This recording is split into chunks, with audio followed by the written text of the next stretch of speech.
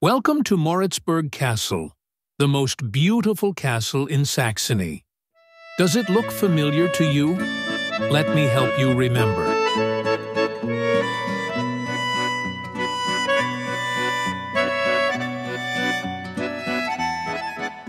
Yes, indeed.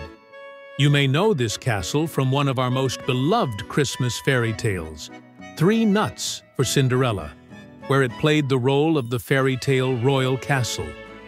Moritzburg appears in several key scenes of the film, for example, when Cinderella arrives at the ball, during the festive scenes in the courtyard, and also in the iconic shots of the winter landscape around the castle.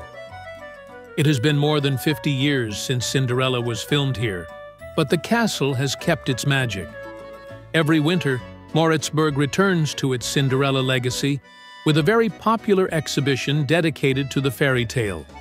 Visitors can see original costumes, props, and themed displays, try on film dresses, or take photos in sets from famous scenes. This exhibition has been a tradition since 2009, attracting more than 100,000 visitors each winter. And now, let's return to the castle itself and talk a bit about its history. Moritzburg Castle stands in the middle of artificial ponds near Dresden. Its origins date back to the 16th century, when Saxon Elector Maurice had it built as a hunting lodge. The original Renaissance building was mainly intended for relaxation and organizing hunts in the surrounding forests and lakes. In the 18th century, under the rule of Augustus the Strong, who was not only the Saxon Elector but also the King of Poland, Moritzburg underwent a magnificent Baroque transformation. The architect Matthäus Daniel Pöppelmann, also known as the creator of Dresden's Zwinger, turned the castle into a beautiful palace with richly decorated interiors and an extensive park. Augustus the Strong hosted famous banquets here and gathered one of the largest collections of hunting trophies in Europe. You can see them all around the castle, for example, in the Stone Hall, which you can see in this shot, or in the Great Dining Hall. The Great Dining Hall is famous for its collection of hunting trophies, including 71 red deer antlers, some of which are more than 400 years old.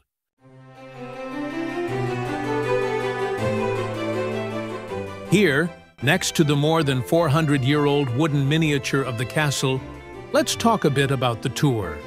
The visit is self-guided and not accompanied by a guide, but for €12 per adult, you also get a histopad. This interactive tablet, available even in Czech, will show and describe the most important parts of the castle's rooms.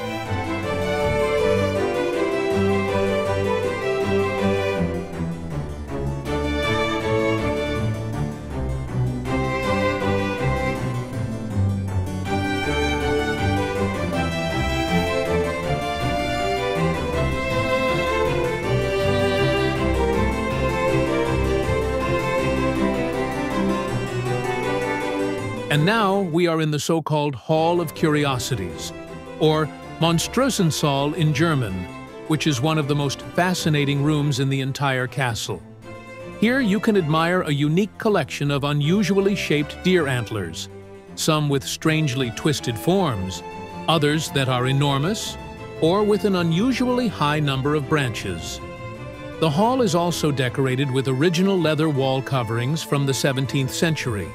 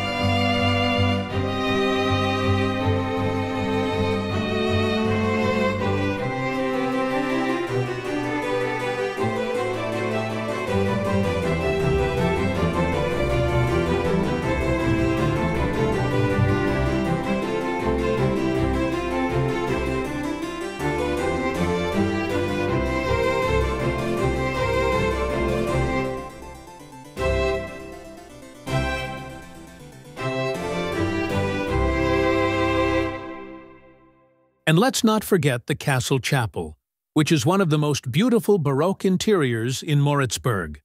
It was built in the 18th century during the reign of Augustus the Strong and is still used today for wedding ceremonies and concerts.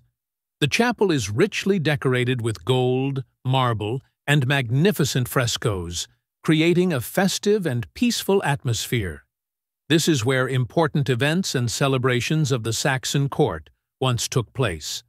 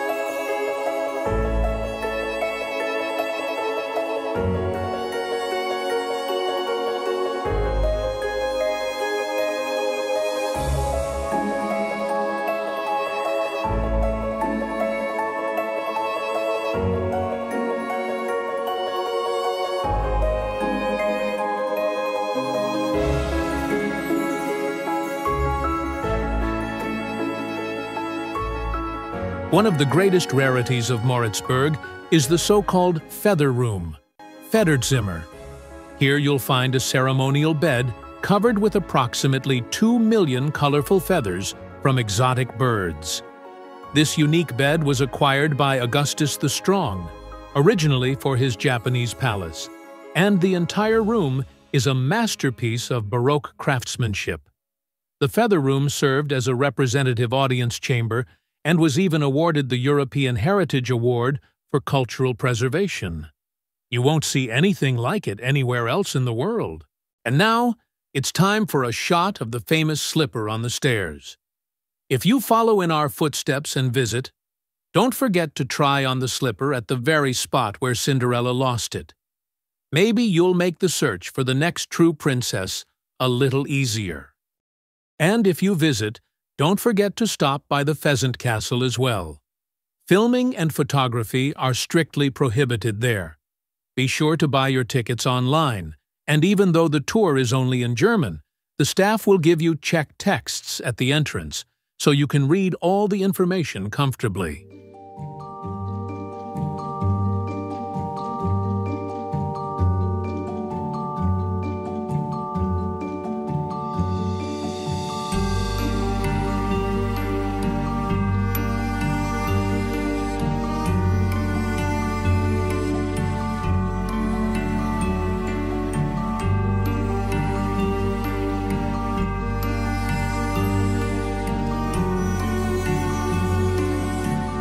And just so you don't forget, the castle is located just a short distance from the Czech border. You can get here from Prague in about 2 hours. Also, remember to bring euros because you won't be able to pay for parking at the main castle parking lot with any other currency.